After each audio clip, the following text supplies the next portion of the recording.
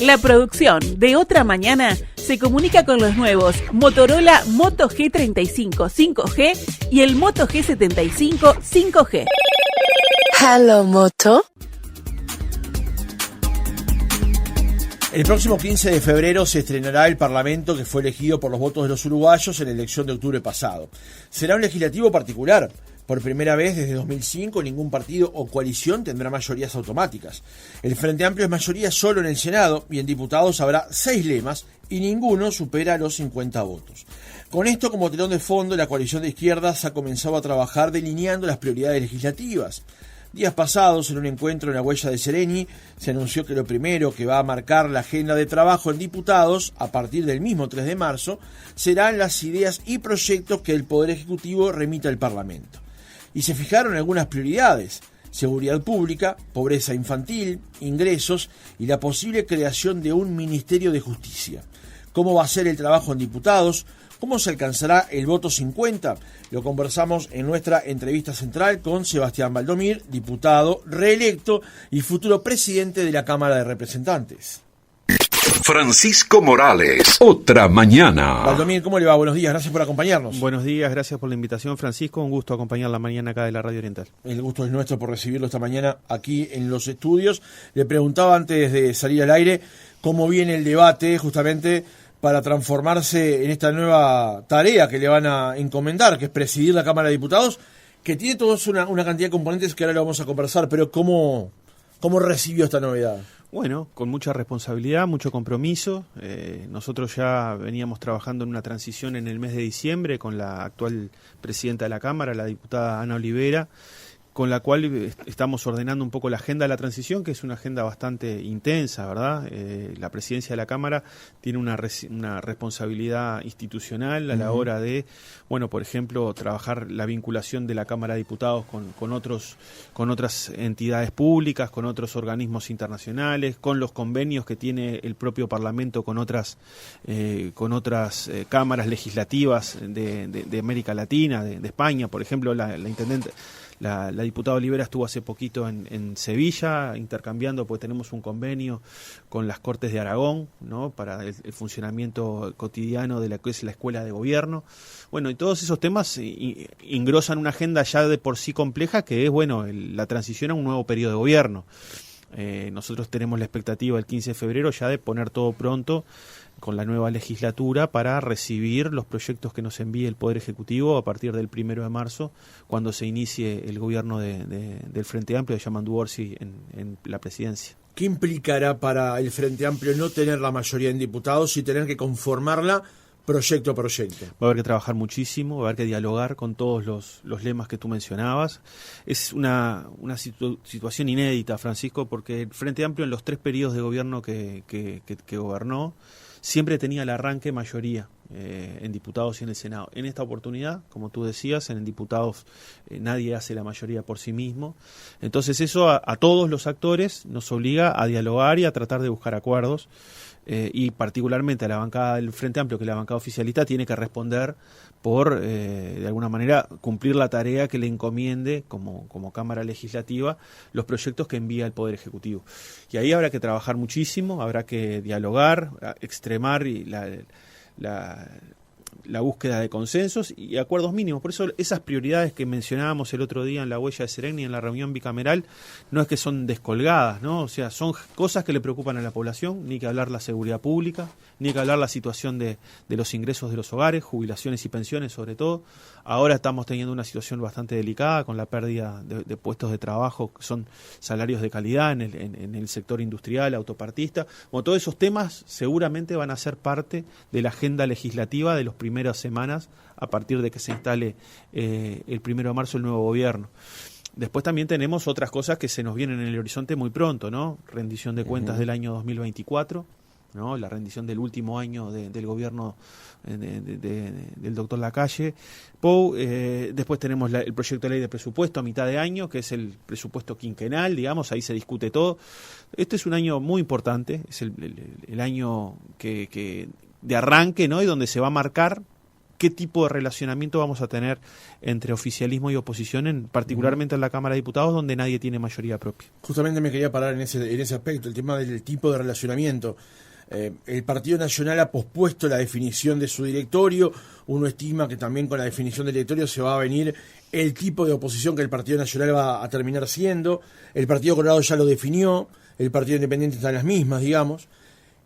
¿Qué aspira usted que sea la oposición, digamos?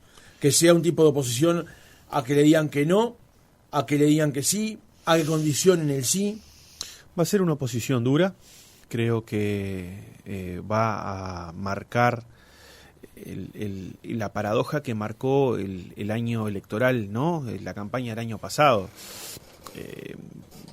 Conversando y haciendo campaña, uno conversa con los colegas, con otros dirigentes políticos de otros partidos, con otros parlamentarios, y a muchísima gente de la primera línea, particularmente del Partido Nacional, le sorprendió el resultado electoral.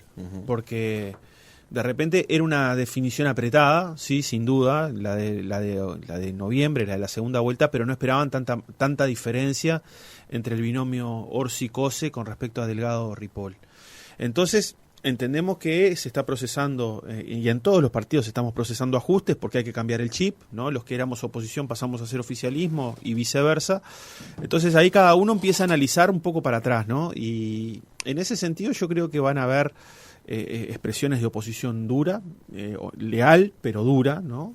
Sabemos que tenemos diferentes visiones en muchos temas, en seguridad social, en política económica, en seguridad pública. Ahora, eso no significa, o creo, yo apostaría o quisiera que no significara una sistemática negativa por la negativa misma. ¿Por qué? Porque lo que nos señala la oposición, la población con el resultado electoral es que nos obliga a sentarnos en una mesa y buscar acuerdos. Y Francisco, realmente los temas son muy pesados. Seguridad pública, el tema de la seguridad social, el tema de la pobreza infantil, son temas que le preocupan a la población más allá del sistema político. Entonces, tenemos que tratar de buscar la forma de entender que la población nos dio un mandato, ¿no? Porque son temas que están preocupando la cotidianidad de toda la población, la ciudadanía, los barrios, lo vemos en los informativos, lo escuchamos en la radio. Entonces tenemos la necesidad y el mandato de ponernos de acuerdo en algunos de estos temas. Bueno, veremos si pasada esa relación primaria de oposición dura, podemos por lo menos sentarnos y dialogar. Esta es mi apuesta para este año, ¿no? Mucho diálogo político, mucha convivencia democrática, tolerancia a las opiniones del otro, porque venimos de una campaña dura y hay que bajar un poco la temperatura del debate, hay que desescalar un poco los tonos, ¿no? Hay que bajar un poco la pelota al piso, y ese va a tratar de contribuir este presidente de la Cámara a esta gestión. Es decir, bueno, dialoguemos, sí, oposición, cada uno en su rol, oposición y oficialismo, pero a la hora de tratar de acordar, pongámonos de acuerdo por lo menos en algunas cosas que le está preocupando a la población, más allá de las diferencias que tengamos los partidos políticos. Si uno traza una paralela entre los programas de los partidos, hay puntos de acuerdo. Por ejemplo, el Ministerio de Justicia, como por ejemplo en la gestión anterior había sido el tema de la creación del Ministerio de Ambiente, por poner un caso. Ahora, hay otros en los que no. La madre de todas las leyes de cualquier gobierno es el presupuesto, que se vota justamente en el primer año, y además se vota con unos plazos perentorios, digamos, ¿no? ¿Es ese el eje que va a llevar adelante todo el año de trabajo? Sí, el eje es ese. El eje es el proyecto de ley de presupuesto. Además, es un momento donde la negociación se impone, porque todos los partidos que están ahí escuchando la presentación presupuestal del equipo económico, los diferentes ministerios que van al Parlamento, ahí la información se pide y se obtiene en el momento, digamos, ¿no? Incluso se puede pedir por escrito y los incisos tienen que mandar, los ministros tienen que mandar información ampliatoria de lo que pregunten los diputados y diputadas. El eje es la ley de presupuesto. El tema es que, claro, en los primeros meses el nuevo gobierno va a enviar carpetas y proyectos al Parlamento, y aparte vamos a tener seguramente interpelaciones, debates políticos, asuntos políticos, mociones para discutir en sala determinados temas, y bueno, y ahí se va a establecer una relación entre oficialismo y oposición que yo creo que va a ser una oposición dura, pero me parece que tiene que manejar determinados niveles de límite, y bueno, discutimos, y cuando tratemos de ponernos de acuerdo en proyectos concretos, bueno, está el trabajo en las comisiones, está el trabajo en la Comisión Integrada de Presupuesto y ahí buscaremos los puntos de acuerdo para tratar de salir adelante. Yo creo que no le podemos dar como respuesta a la ciudadanía 1 año o 2 años de inactividad. Es decir, bueno, de claro, que no hay... eso puede estar en el panorama, ¿no? Puede estar, sí, Cuando claro. fue la elección de octubre trajimos aquí a Julieta Sierra y también a un diputado electo por el Partido Nacional. Ellos se comprometían, además como gente joven, usted también lo es de alguna manera, sobre todo para los estándares de Uruguay, nosotros somos jovencísimos, a dialogar y a llevar adelante propuestas de acuerdo. Lo que pasa es que también está la posibilidad del bloqueo y teniendo en cuenta que uno tiene algunos años yo también de periodismo, sabe que a veces hay temas en los que no hay forma de solventar, de destrabar esa situación. ¿Teme que algunos temas centrales puedan quedar justamente chocando contra ese dique? Es una posibilidad, no te voy a decir que no. Pues aparte la composición, los números cómo quedaron en la Cámara, es una distribución bastante compleja, ¿no? Uh-huh. Tenemos 48 diputados del Frente Amplio, 49 de la coalición, partidos menores que ingresan, como el del Partido de Identidad Soberana, que va a hacer su estreno en el debate parlamentario.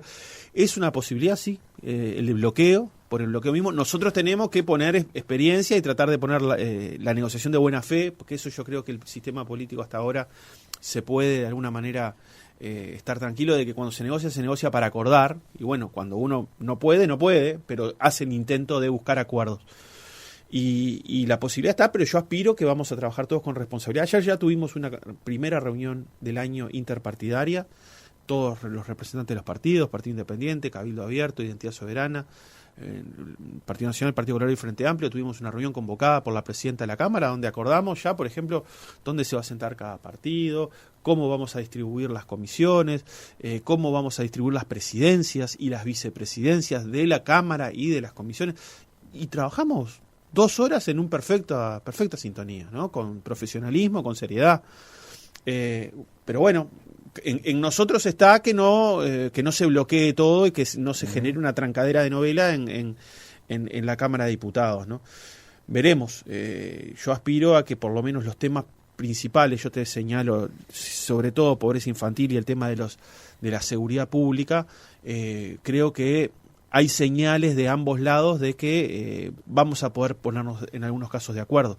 En el tema Ministerio del Interior, muchas jerarquías continúan, jerarquías de nivel técnico, uh-huh, ¿no? El jefe de policía, continúan y van a brindar su experiencia con un ministro nuevo, con un enfoque de la política de seguridad distinto, pero van a continuar.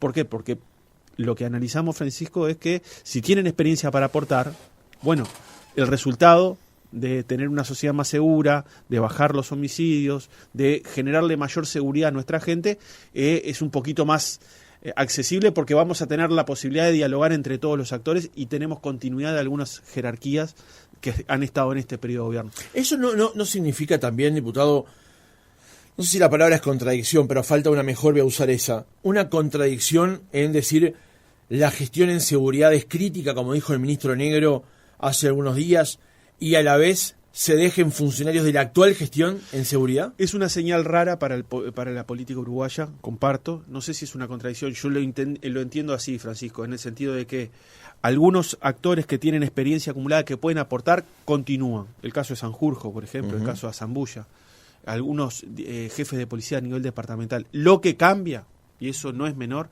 es el equipo que conduce la política de seguridad pública, el ministro, la subsecretaria, la visión y la propuesta general. Cambia el ministro y viene alguien que tiene mucha experiencia en el tema homicidios, porque ha sido fiscal, es fiscal, uh-huh, tiene experiencia en eso. Yo respeto muchísimo tanto al extinto doctor Larrañaga, como al senador Heber, como al ministro Martinelli. Creo que ninguno tenía experiencia en temas de seguridad como la que puede tener o la que puede mostrar el fiscal Negro. Cambia esa orientación y aparte nosotros tenemos voluntad de seguir dialogando estos temas. El Frente Amplio participó, ¿te acordás? En aquella reunión interpartidaria a la que iba Gustavo Leal. En algunas cosas no nos pudimos poner de acuerdo, pero negociamos y participamos de buena fe. Pusimos nuestras pero visiones. Después no acompañaron después medidas. Muchas cosas no se pudieron acompañar, eso es real. Estábamos en un momento electoral, preelectoral, donde nosotros analizábamos, bueno, ¿habrá tiempo de mandar lo que salga de esta mesa al Parlamento? ¿Todos estaremos con el mismo grado de compromiso? El Frente Amplio incluso no era por lo que señalara su representante ahí, eso iba a la mesa política, se discutía con la presidencia del Frente Amplio, pero participamos de buena fe y todas nuestras cosas las pusimos por escrito, las fundamentamos. ¿Podemos ponernos de acuerdo o no? Vamos a ir por algo de repente similar, ¿no? Con más tiempo, en otro momento, no electoral, ¿no? Replicando de repente esa metodología de conversar y dialogar, pero que cada partido luego se haga de alguna forma partícipe de estar en esos diálogos y colocar siempre arriba de la mesa que la seguridad o la inseguridad es el principal tema que preocupa a la población. Bueno, ahora con 5 años por delante tendremos la posibilidad de ponernos a tiro y tratar de darle una respuesta como sistema político a lo que la población le preocupa. Veremos si estamos a la altura. Vuelvo al tema parlamentario. Usted mencionaba en el arranque del reportaje que la oposición entiende va a ser dura, leal pero dura. ¿Qué espera de Identidad Soberana? ¿Qué espera de Salle y de su hija en el Parlamento como legisladores? Bueno, con expectativa, una expectativa sana, positiva, porque al doctor Salle y a la otra diputada de Identidad Soberana los puso ahí la gente. Y es la representación de una parte de nuestra población, de lo que piensa una parte de nuestra población, que llega con dos bancas a la Cámara de Diputados, y eso le da diversidad, hace que una parte de nuestra ciudadanía que eligió a votar a Identidad Soberana se sienta representado con dos parlamentarios en la Cámara. Así que esa primera expectativa sana, positiva. Siempre que ingresa un partido nuevo hay mucha expectativa positiva. Obviamente todos los que estamos sentados ahí tenemos compromiso, respetar el reglamento, respetar la Constitución de la República, lo que tiene que ver con sabemos que en toda Cámara Legislativa hay minorías y mayorías, ¿no? Y todo lo que sale de la Cámara es porque alguien levanta la mano y algunos son más que otros.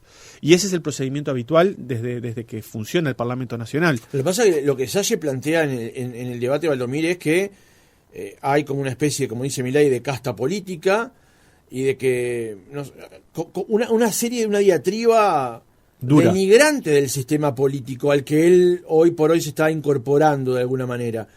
¿Cómo se negocia con alguien que piensa que usted es prácticamente un delincuente, digamos? Veremos cómo se para. Hay niveles que no se pueden traspasar, y aparte yo creo que el doctor Salle lo que va a tener que entender en esta circunstancia, en este momento político, es que a nadie le conviene fomentar la grieta, a nadie le conviene fomentar un discurso antipolítica. Pero él llegó al Parlamento de esa manera, fomentando ese discurso. Sí, posiblemente. Ahora, una cosa es la campaña y otra cosa son los 5 años, porque, ¿sabés, Francisco? Yo esto lo he visto también en otros puntos, ¿no? de Latinoamérica. Es decir, la solidez de ese discurso antipolítica se sostiene y se basa si vos estás por fuera del sistema, ¿no? Si vos organizás los barrios, trabajás en un colectivo territorial, en una organización gremial, en una organización social, pero no ingresás a la institucionalidad del Estado como es el Parlamento de la República. El doctor Salle es la segunda vez que intenta entrar al Parlamento. ¿Te acordás que en el 19 no alcanzó, junto con otros partidos, acceder a una banca? Ahora accede con 2. Es decir, tirarle piedras al Parlamento y estar adentro, a mí ahí sí me parecen algunas cosas contradictorias. Veremos el ajuste, ¿no? Esperemos que haya algún ajuste, porque si no es como gritar en la pulpería y aparte callar en la comisaría. Entonces ahí va a haber algo que él tendrá que explicar a sus votantes y a la ciudadanía. Bueno, estoy aquí, tengo los votos para estar aquí, ¿no? La gente y las bancas se ganaron en buena ley. Bueno, ahora voy a aprovechar estas 5 años de gestión en el Parlamento para tratar de sacar mi agenda adelante. Yo me imagino conversando y negociando con el doctor Salle, como con todos los partidos, te digo. Y voy a decir, bueno, doctor, ¿qué tiene usted? ¿Qué le interesa? ¿Qué quiere sacar adelante? Me interesa esto y esto. Bueno, nosotros podemos ir hasta acá y acá. Y ahí se da lo que es el término, ¿no? Es una negociación política, pero es un diálogo Se establece un diálogo y ese diálogo no es a los gritos, no te puedo llamar delincuente para sentarte a dialogar, no te puedo llamar que sos un jodido, ¿no? Un deshonesto. No, él dice que usted entrega el fraude amplio. Sí, pero lo dicen varios, no solo él. Y bueno, y nosotros Hay también otros usan decimos, otros términos, pero veremos, Salle dice que usted integra el fraude amplio. campaña es campaña. Veremos ahora cuando suene la chicharra y todas las cosas quedan en actas y aparte, bueno, si sistemáticamente tiramos el tejado, posiblemente la agenda de ninguno salga adelante. Yo creo que tenemos más para ganar tratando de sentarnos a dialogar y reconociendo al otro. Yo le digo al otro que es integrante del fraude amplio, no me está reconociendo, me está denigrando, porque la identidad del Frente Amplio es una identidad histórica de los partidos políticos en el Uruguay. Entonces cada uno con su identidad cuesta y veremos si hay un mínimo de respeto como para poder acordar algunas cosas. Si no, no va a salir ni la agenda de él, ni la agenda de nosotros, ni la agenda de nadie. Entonces es como el dilema del prisionero, ¿no? Es decir, me escapo y trato de obtener la libertad y me arriesgo o me quedo quietito pero en cautiverio. Bueno, ese es el mismo dilema que podemos llegar a tener en la Cámara de Diputados si cada uno se encierra en su posición y no busca acuerdos. Una última pregunta sobre el tema de la composición legislativa, mejor dicho dos. La primera es, usted me dijo antes de abrir el micrófono que estuvo hablando con Alejandro Sánchez en las últimas horas. Esta pregunta es demasiado de técnica legislativa, pero se va a comprender. ¿Los proyectos del Poder Ejecutivo pretende usted que entren por el Senado o por diputados? Teniendo en cuenta que si entran por el Senado se van a aprobar, al cabo de una discusión, pero se van a aprobar y de diputados puede que no salgan, digamos. Se van a analizar en cada caso y en cada tema. ¿Por qué? Porque en algunos casos lo que puede haber es una primaria distribución de carga, ¿no? Porque no podemos llenar una sola Cámara con proyectos. Por aparte, el régimen, como tú bien decías, Francisco, es bicameral. Entonces, lo que salga de una Cámara va a la otra, esa Cámara en su segundo tratamiento puede hacer cambios y luego vuelve a la Cámara de origen. Y ahí el voto es por sí o por no. Entonces, algunos temas van a ir seguramente por el Senado, ¿no? Porque es una discusión más concentrada, más chica, y luego vendrá a diputados donde le haremos cambios o no, y volverá al Senado donde se dirá, bueno, esto tiene que salir sí o no. Y en algunos casos puede ser lo contrario, haremos en diputados el gasto inicial, los senadores cambiarán algunos proyectos y luego los diputados tendremos un menú más cortito de opciones, es por sí o por no. Creo que en cada tema, algunos temas van a convenir tratarlos a nivel del Senado y otros temas más, de repente más territoriales, donde la cuestión es más departamental también, la temática impacta más en los territorios de cada departamento de nuestro país, del interior. Bueno, ahí de repente ingresa mucho más fácil por diputados y luego el Senado hará los cambios que entienda necesario. Con respecto al tema de la distribución de las bancas, 49 tiene la coalición republicana o coalición multicolor y 48 el Frente Amplio. ¿A ustedes les resulta más sencillo negociar, por ejemplo, con el Partido Independiente o, por ejemplo, con Cabildo Abierto?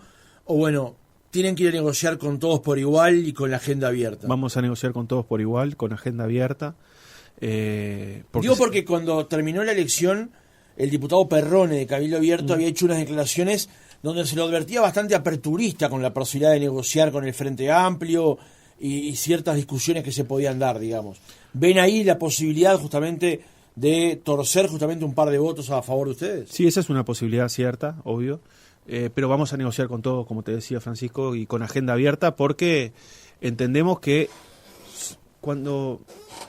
Yo esto lo aprendí mucho con algunos compañeros en la legislatura pasada del interior, ¿no? Tanto del Frente Amplio como colegas de otros partidos. Cuando un diputado viene de un departamento del litoral o de la frontera y estamos tratando un tema que afecta a ese territorio, lo que ese diputado quiere, sea el partido que sea, es resolver lo que pasa en ese departamento. Lo que tenga que ver, por ejemplo, con la diferencia de precios, lo que tiene que ver con, por ejemplo, la situación laboral.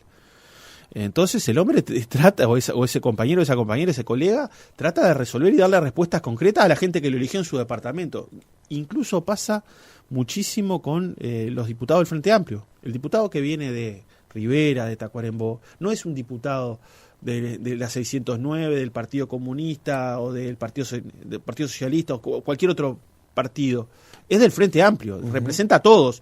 Y lo mismo sucede cuando ese representante es de otro lema. Entonces, ahí nosotros vamos a dialogar y vamos a negociar con todos, porque hay temas que son de impacto mucho más local y departamental que a nivel macro. Entonces, ahí también hay que explorar, hay que escuchar mucho, ¿no? Hay que escuchar a los actores de cada departamento que vienen al Parlamento, que nos escriben correos, que nos mandan mensajes por WhatsApp, que nos hacen llegar comentarios, cuestionamientos o propuestas. Entonces la negociación tiene que ser con todos y el diálogo tiene que ser franco y con todos. Y ahí veremos. Seguramente yo le tengo mucha confianza a esta legislatura que vamos a poder conseguir algún acuerdo y que no va a ser la tónica general la del bloqueo. Esperemos que no me equivoque.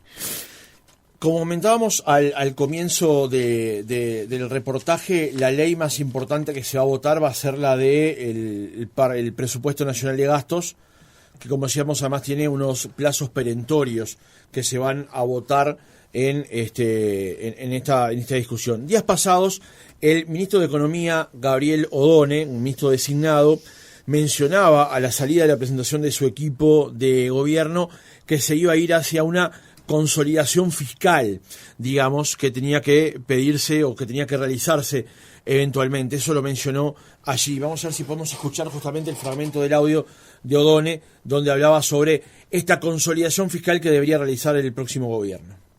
El gobierno uruguayo tiene la claridad de que la estabilidad fiscal es el ancla de la estabilidad macroeconómica en Uruguay y que por lo tanto Uruguay tiene que tener una enorme responsabilidad en materia fiscal, y eso es a lo que vamos a estar dedicados en el manejo presupuestal y en la gestión de todo el periodo de gobierno. Es una prioridad para la política económica de este gobierno poderle transmitir a los mercados y a los agentes económicos de que la situación fiscal es sostenible a mediano plazo. ¿Este ministro va a buscar una consolidación fiscal más agresiva de lo previsto? Nosotros tenemos que hacer una consolidación fiscal porque es parte del desafío que la política macroeconómica tiene. No tenemos una urgencia extraordinaria en hacerlo porque los mercados hoy no están presionando sobre Uruguay, pero tenemos que hacerla durante este periodo de gobierno. Una consolidación fiscal es un ajuste fiscal, dicho de otra manera. Se puede hacer de muchas maneras, básicamente tiene tres formas: o aumentar impuestos, o bajar gasto, o un mix de las dos cosas. En la votación del presupuesto puede haber algunas pistas eventualmente. Usted trabajó en la discusión de la última rendición de cuentas y en los últimos presupuestos nacionales. ¿Es necesaria una consolidación fiscal? ¿El Frente Amplio está dispuesto a dar el debate eventualmente a aumentar impuestos? Sí, dos entradas a este tema que tú planteas, Francisco. Yo creo que, primero, hay una cuarta posibilidad, además de esas tres que tú mencionabas, que es mantener la misma carga, no aumentar impuestos, que es lo que se comprometió el Frente Amplio, redistribuyendo lo que integra cada uno de esos, de lo que es la carga tributaria, el gasto fiscal, ¿no? Lo que tiene que ver con, por ejemplo, las exoneraciones. Entonces, el Frente Amplio se comprometió en campaña a no aumentar impuestos, pero sí a que pudiera de alguna manera rediscutirse la posibilidad de mover dentro de esa carga fiscal cosas que nos parecen necesarias de ajustes. Hago un flashback para atrás. ¿Te acordás que nosotros cuestionamos muchísimo la retirada de los puntos de IVA que se le bonificaban a las operaciones con tarjeta de débito? Bueno, ahí hay un punto, ahí hay un tema. Nosotros siempre sostuvimos que haberle bajado a la mitad la bonificación de los puntos de IVA era un aumento del IVA encubierto, pero un aumento en sí mismo. Bueno, nosotros entendemos que hay que volver atrás, pero no solo volver a lo que estaba antes de la coalición, sino seguir profundizando esa idea de que, bueno, cuando son operaciones con tarjeta de débito, se le pueda descontar más puntos de IVA. Primera particularidad. Segundo, nosotros nos comprometimos a no aumentar impuestos, pero también reconocemos que siempre nuestro norte como Frente Amplio es que los impuestos son la expresión de cuánto aporta cada sector de la sociedad al funcionamiento de las políticas públicas. Y bueno, y tenemos desafíos enormes, ¿no? Tenemos desafíos en materia de pobreza infantil, tenemos desafíos en materia de empleo e ingresos de los sectores, particularmente los sectores de jubilados y pensionistas, que tuvieron durante el periodo de gobierno de la coalición 3 años de ajuste de sus jubilaciones por abajo de la inflación. Eso luego recién se empezó a modificar a partir del 2023. Entonces, esas prioridades, la plata tiene que salir de algún lado, evidentemente que no hay magia aquí. Lo que entiendo, y cierro con esto, es que el equipo económico se encuentra con una situación fiscal bastante distinta a la que las que veníamos hablando por lo menos en la campaña electoral. Y con esto quiero señalar 2 cosas. ¿Peor? Peor. Sí. Más endeudados, el producto creció, ¿no? La ministra en la última que yo estuve con ella en la última comparecencia en diputados, decía, tenemos una economía 6 puntos más grande que el 2019, con la pandemia incluida, 6 puntos más grande. Y el porcentaje de la deuda con respecto al producto, de un producto que es 6 puntos más grande, es mucho más grande ahora que lo que era en el 2019. Es decir, tenemos menos margen para el endeudamiento. Segundo, nos decían que iban a bajar sensiblemente el déficit fiscal. No solo lo dejan en el mismo nivel que lo encontraron, sino bastante lejos de sus metas propias.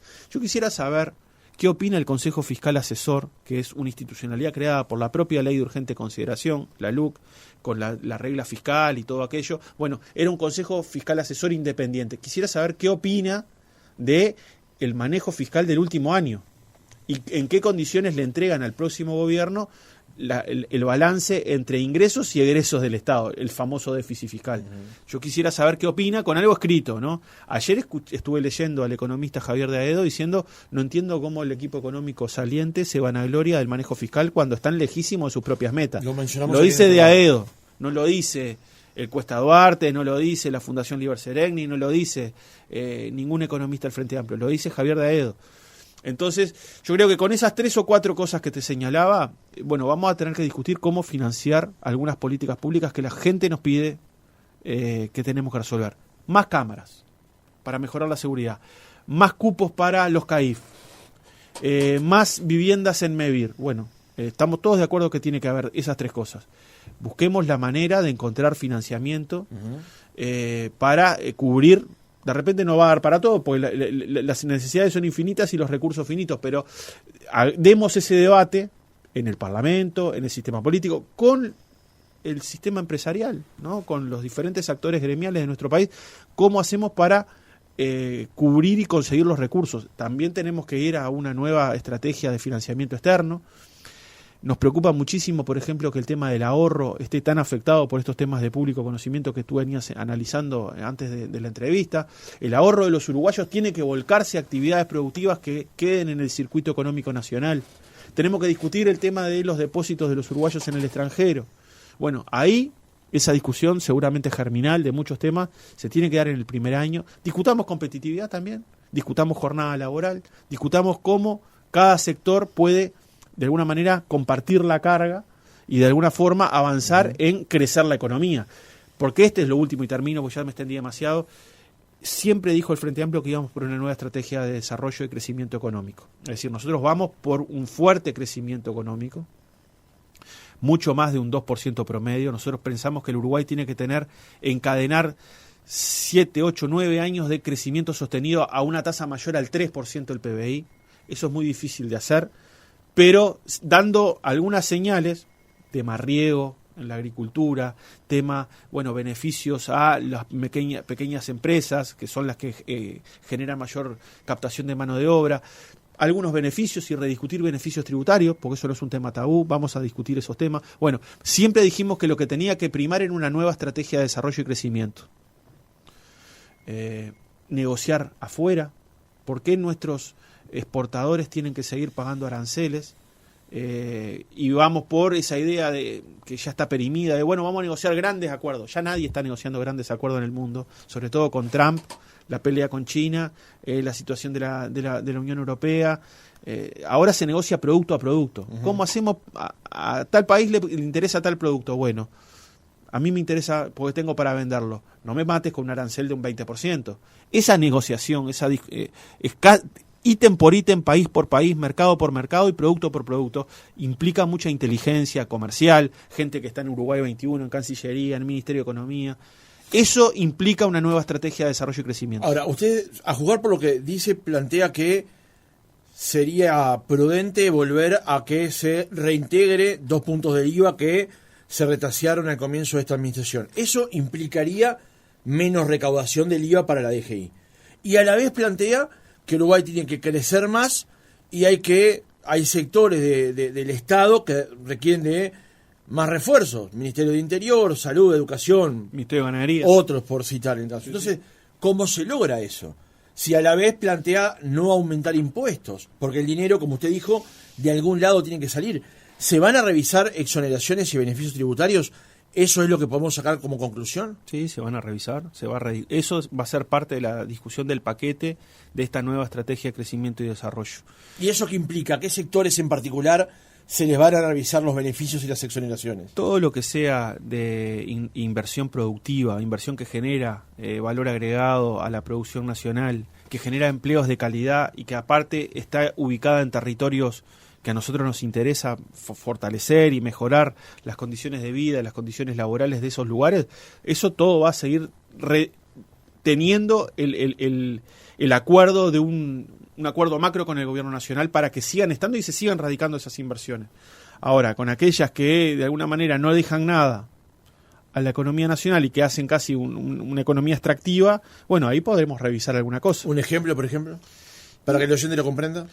Bueno, no te sabría decir ahora de memoria, pero se me ocurre que, por ejemplo, temas que aquí no agregan nada, ¿no? Que solamente están acá utilizando, por ejemplo, la buena conectividad que tenemos, la buena ubicación, la buena tipo de conectividad con Internet, lo que tiene que ver con nuestro sistema financiero. Bueno, eso todo puede ser revisado y todo podría ser analizado a la luz de una necesaria nueva estrategia de crecimiento. Yo estoy esperando también que desde el equipo económico se nos señale, decir, bueno, esto van a ser estas etapas, esta estrategia se va a construir en determinadas etapas y vamos a ir quemando cada momento de gobierno, que yo creo que va a estar esto presente ya en el primer trimestre. En los primeros 2 meses ya vamos a tener indicios de por dónde viene la política económica y la política productiva. Hay que darle mucho más énfasis también a que las empresas públicas puedan, de alguna manera, jugar como burro de arranque y como punta de lanza de esta estrategia de desarrollo, ¿no? Sobre todo en los lugares donde sabemos que hay actores privados que no invierten. Bueno, nosotros, por ejemplo, hay diferenciales que tenemos en nuestra economía, un país chiquitito, un país sin recursos petroleros, sin recursos minerales. Bueno, nuestras empresas públicas fueron punta de lanza. Antel con el tema de la conectividad, la fibra óptica, UTE con la renovación de la matriz energética. Bueno, hay temas, hay proyectos donde las empresas públicas pueden jugar un papel fundamental, ¿no? Yo el otro día lo discutía también, por ejemplo, el tema de emisiones financieras de deuda, bonos. Bueno, cuando UTE saca la posibilidad de que el ahorristas pequeños uruguayos puedan depositar sus ahorros en un parque eólico, en un proyecto de renovación energética, bueno, eso, la UTE es como el Brou. No se va a fundir, no va a conducirse a que desaparezcan los ahorros de nadie. Bueno, eso tiene que ser fortalecido. Que en vez de que se pongan plata de compatriotas con sus depósitos en bancos en extranjero, que jueguen acá para que ese dinero quede en el circuito productivo y financiero nacional y eso sirva para alimentar algunos encadenamientos económicos. Todo eso creo que es parte de una discusión muy macro. Me agarrás ahí medio en falsa escuadra, pero por lo que hemos trabajado durante la campaña y en estos primeros meses de este año, van a venir por ahí las discusiones. Una nueva estrategia de crecimiento. Con respecto al tema de impuestos, y ya cerramos la entrevista, ¿es impuestos sí? ¿La dicotomía es impuestos sí, impuestos no? ¿Aumentar la carga tributaria sí o no? No. ¿Solo se puede dar en esos 2 límites o hay gradiente en ese caso? Pienso que no. Yo creo que nosotros vamos a cumplir los compromisos que asumimos. Lo que se llama una consolidación fiscal es, vamos a ver en qué condiciones nos dejan el aparato. Y eso va a estar muy analizado, con toda la información arriba de la mesa, para todos, no solo para los ministros que están entrando, para el gobierno que entra, sino para todo el sistema político y para la sociedad, en la rendición de cuentas que vamos a discutir en el mes de abril y mayo. Queremos ver los números, cómo nos deja cada ministerio, cómo fue la ejecución presupuestal. Yo recuerdo, Francisco, que en el 2020, cuando se trató la última rendición de cuentas del último año del gobierno del Frente Amplio, 2019, recuerdo en aquel momento senador Gandini argumentando de por qué no le iba a aprobar la rendición de cuentas, y esa rendición de cuentas no se aprobó. Y recuerdo que era para darle una señal a lo que era el gobierno saliente. Bueno, nosotros vamos a analizar con la misma detenimiento, con la misma atención, la rendición de cuentas del año 2024 para ver en qué condiciones nos dejan la maquinaria y la situación macroeconómica y la situación fiscal. A partir de ahí, con información para todos arriba de la mesa, veremos qué camino tomamos. Sebastián Valdomir, diputado, futuro presidente de la Cámara de Representantes, gracias por haber estado otra mañana con nosotros. Gracias por la invitación, a las órdenes como siempre.